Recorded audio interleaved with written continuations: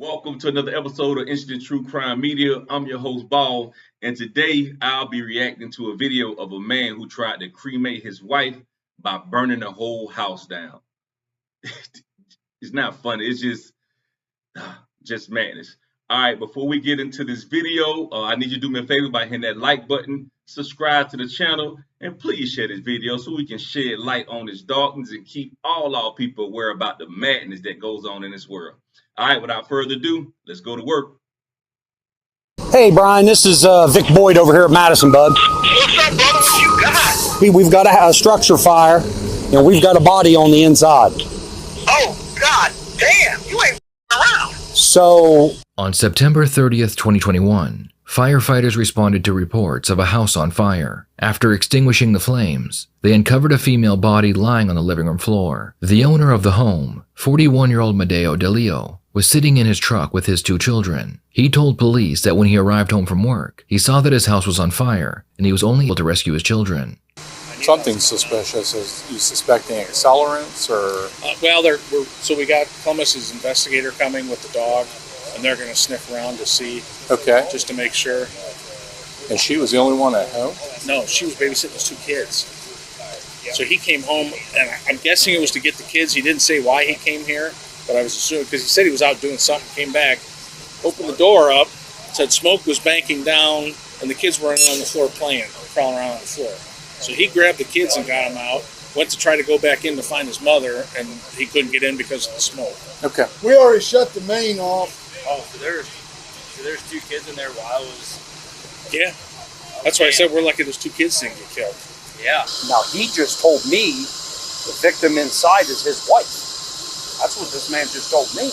Well, then fire must have a misunderstanding because he said that was his mom, and she had the kids, and he came home, and the kids were crawling around. The house was full of smoke. The kids were down here, so he grabbed the kids, got out, went back in. But that's a big discrepancy if it's your wife and it's your mom. And the female in there to you is who? It's my wife. It's your wife. My wife and my other six kids here living there. Okay, well, what is your wife's name? Fatumata Diallo. The officer was able to confirm that the body was his wife, 32-year-old Fatima Diallo.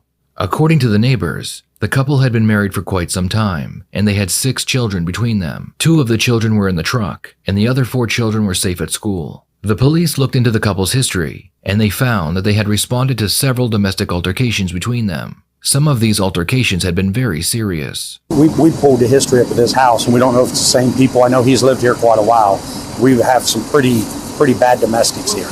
Have you? Yeah. Okay.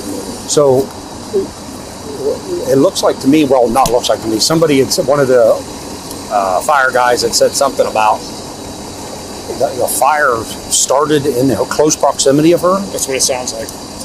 That's why they wondered if she was a smoker, because it looks like she was on the couch downstairs and it caught the couch on fire, or her, but it looks like the fire started downstairs. Okay. But now it sounds like from him, she must have been babysitting the 2 kids and he was gone.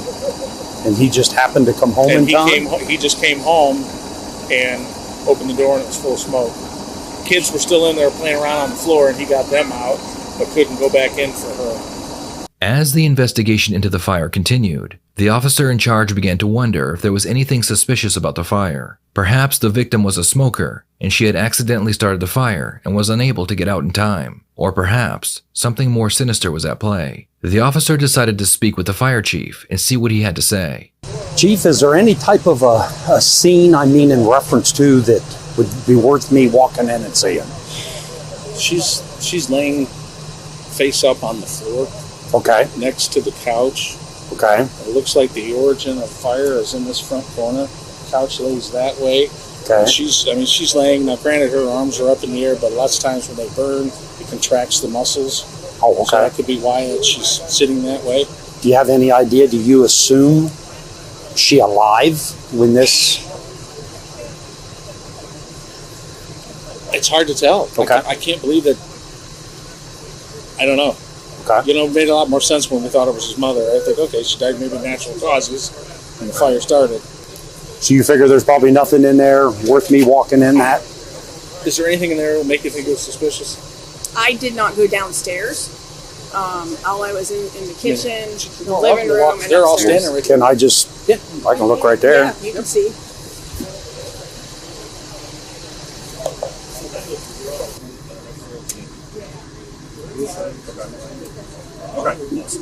Firefighters were able to determine that the fire was started near the victim, but it was still unclear how it started. The next step was to interview the husband, but he appeared unconcerned that the mother of his children was dead. I want to grab them the food here, the kids. So there's no food here. What are you talking about? No, the restaurant here, they eat African food. The kids, they're hungry. Okay, well, you can't leave. No, we are not. I mean, the kids. If I can, okay, somebody's. Right now, sir, I understand they're hungry, but you just can't leave. Okay? Yes, sir. Just hold tight. I got a question for you. Yes, sir. The female who's in here, you said she's your wife? This is my wife. Yes. Okay, that's what I thought you had She has said. 4 kids. I got you. Appreciate She it. smoke? Does she smoke? No, she don't smoke. I didn't think so. The husband confirms that his wife was not a smoker, so that would help the firefighters narrow down the cause of the fire. While he waits for the firefighters to figure it out, the officer decides to interview the husband. He needs to find out what the husband was doing before he came home and found the fire. You were on the road working? Well, actually, yeah, I'm on the road working. Yeah. Where before you came here and stopped, where were you making a run, making a delivery? No. I went to the shop. What's your shop? Where you store your truck? No, the mechanic shop. And after that, I went to the Volvo Macnon Truck Center, bringing them invoice. And do you have any idea, sir, off the top of your head, what time you would have been at Medina? In the morning? Oh, it was in the morning? It was in the morning, yeah. And so then after... they opened like 8:30. 8:30? Yeah. And then from there, you say you went to the Volvo dealer? They fixed my ABS sensor on the truck. And where were you at right before you come home, sir? Around 11. You were at the Volvo around 11? Yeah, that's what. Around 11, yes. So I went there around 11 o'clock, yes. Okay. And then where were you at after that, sir? So I come back. I come in. And do you have any idea about what time you were there at Thornton's? $200 worth of fuel? After the Volvo, that's the place I went. If I check my receipt, I will go. Yeah, see, I have the receipt here. Okay. $200.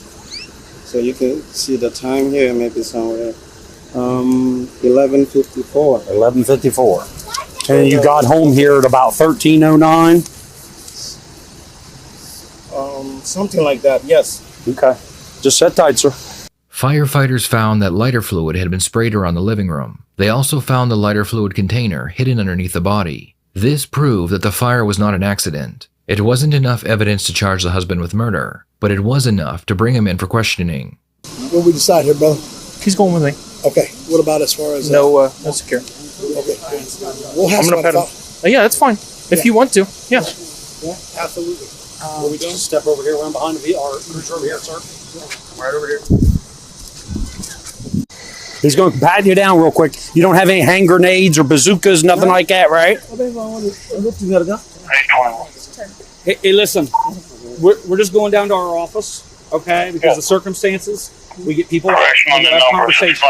Okay? So he's just go down. You're not doing this? Because you're riding in his car. Yeah, he's gonna drive you down. This is just standard. Make sure my cousin come to grab the kids. Okay, we'll take care of that. We got the kids and everything. We'll take care of that. Don't worry. Okay. You're not under arrest right now. No, but, Okay. No, it's just for safety. Just searching. It's just, Okay, yeah, it's just safety. for safety. Just a safety. Let me tell Okay, him step that- to your right, sir. Step to your right. No, just come over here. Have a seat. Let me finish to tell this. We will in a minute. Get your shoe. Just go ahead and swing your feet in there. We can put this window down. Okay? Thank you. The police had two big issues to deal with before interviewing the husband. First, they had to block off the road to keep people out of the crime scene area. I got on the 670. Can I help you, sir? Okay, you can't come in. It's crime scene. Hence, that's why the tape's here. I live at that gray house right there. Copy, Rob. Yep. Crime scene. The whole, for my house? Look, yes. We already told your wife had you on the phone. You need to park somewhere else. You have to walk. Yeah, that's why it was closer.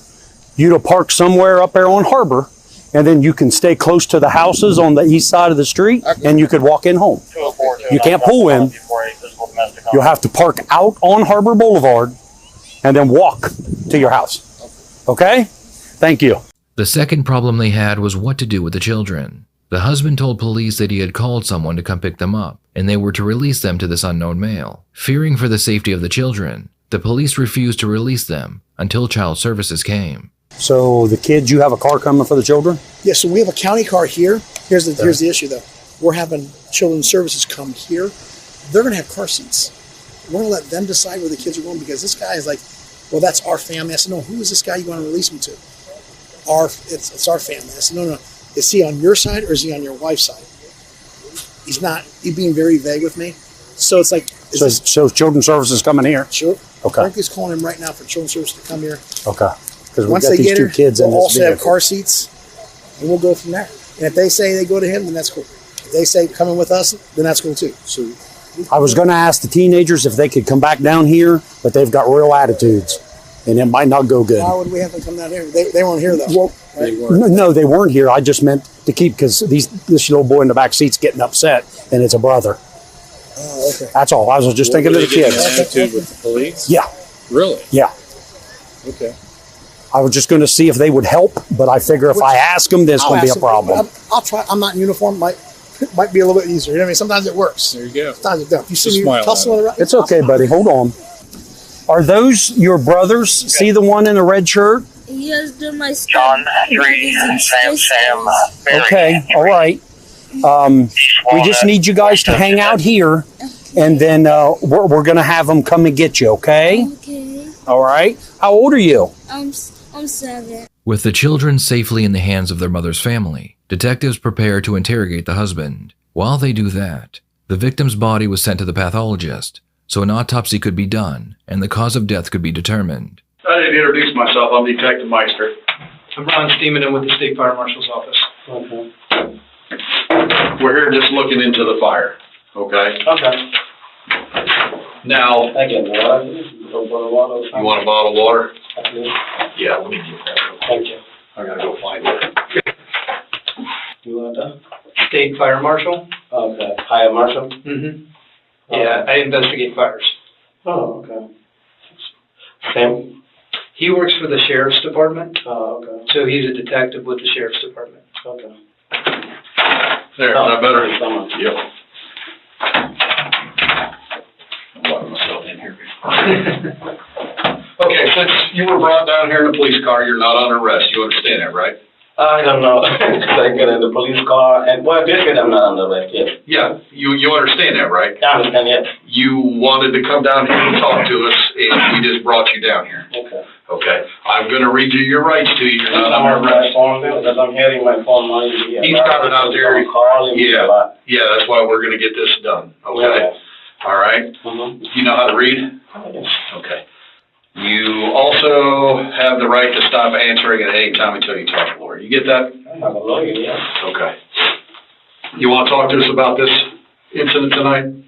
If I have to call my lawyer, that would be maybe much better. I mean, because I don't know how much questions I will be asked, and then. We're just gonna ask you what happened today.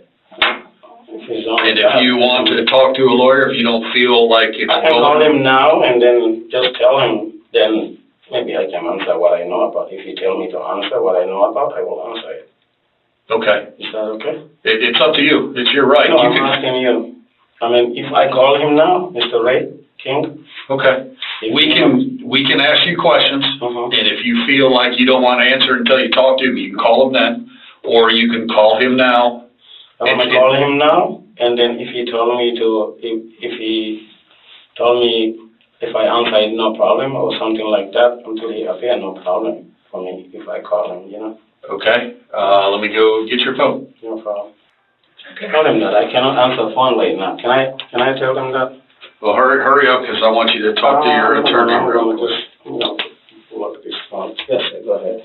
That's all I had. Go ahead and give him a call and see what he says. I'm going to send a text message first. Is that okay? Get a hold of your attorney, because your truck can't leave until we find out what your attorney says. So I need you to call me back as soon as possible, please. So I'm going to text you a message after this call. If you send my call, my message, please call me back. So you do want to wait till your attorney calls before you talk to them? Yeah, I don't want to talk to anybody. That's what I just said. I mean, yeah, because let me try one more time. Maybe because if you see sometimes a couple calls, you might call back. Detectives were unable to get the confession they desperately needed, so now they had to gather enough evidence to prove that he killed his wife. An autopsy was done on his wife's body, and it revealed that she had been strangled with a phone charger right before the fire started. The examiner investigated the victim's lungs, and he noticed that there were no signs of smoke inhalation. This led him to believe that the victim died from strangulation before the fire started. Had she been breathing after the flames were ignited, there would have been smoke residue in her lungs. The victim's children were interviewed, and they told police about all the physical abuse they had gone through behind the scenes. The children described one way their father liked to punish them, and that was by choking them with cords. The autopsy mixed with the children's confessions was very strong evidence, but the final nail in his coffin would come from a Ring camera on his home and another camera on his neighbor's home. The husband claimed that as soon as he walked in the house, he noticed the fire, so he grabbed his children and he ran out the front door. The Ring camera on his home showed him entering the house, but he was inside for almost an hour before the camera shows him leaving, holding his children. Investigators found it very interesting that he did not appear to be in a rush, or even concerned that his wife was still inside. The camera on his neighbor's home would be the strongest piece of evidence yet. It showed the husband putting his children into the truck and then going back to the home and casually looking into the window to make sure his wife was on fire. With all this evidence in hand, Mamadou was charged with first-degree murder. Instead of taking the case to trial, he accepted a plea deal presented to him by the prosecution. In exchange for a guilty plea, he was sentenced to life in prison, with the possibility of parole after 35 years. 6 children lost their mother that day, but her death revealed the evil their father was capable of. Her children are now with family who love and care for them, and he won't be there to hurt them. All right.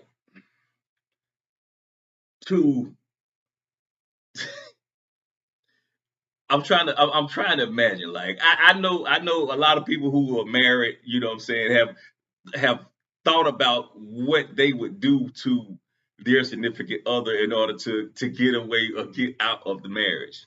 But this brother right here, and he's a brother too.